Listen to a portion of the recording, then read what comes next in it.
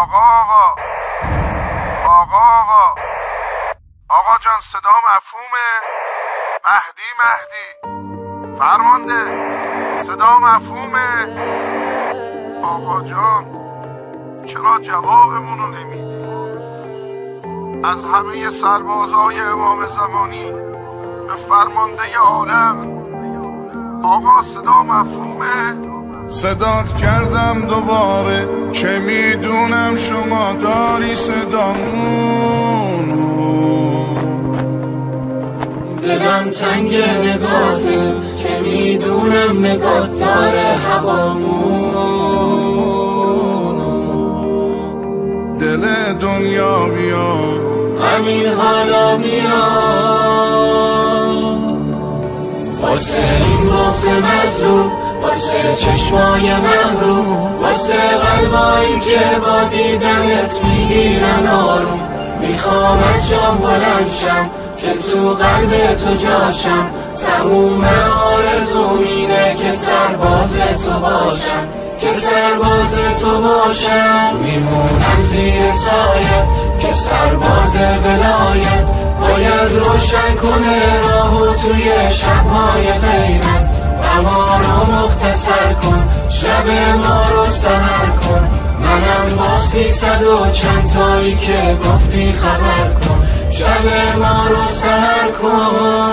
یا ابا صالح دلم تنگه برای تو، کی میشه گوشم بشنوه صدای تو. پر بشه زمین از تو و هوای تو، چشم خیس من باشه آشنای تو، آشنای تو.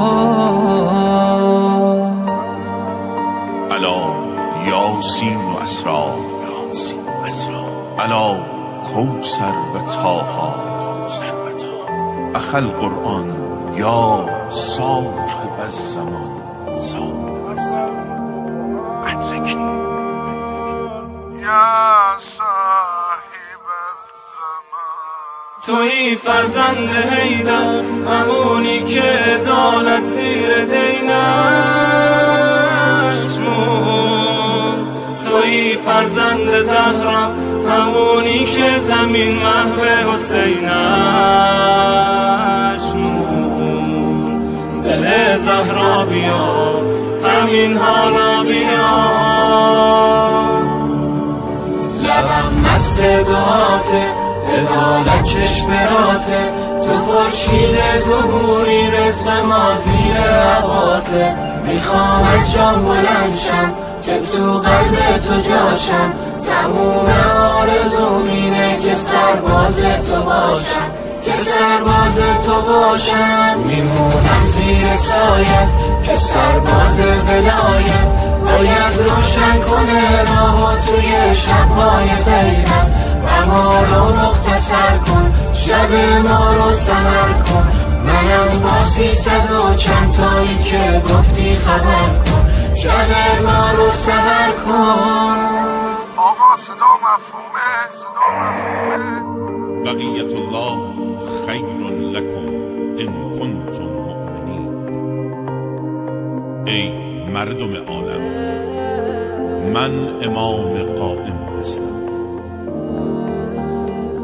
ای مردم عالم، من شمشیر برای انتقام به دست میگیرم.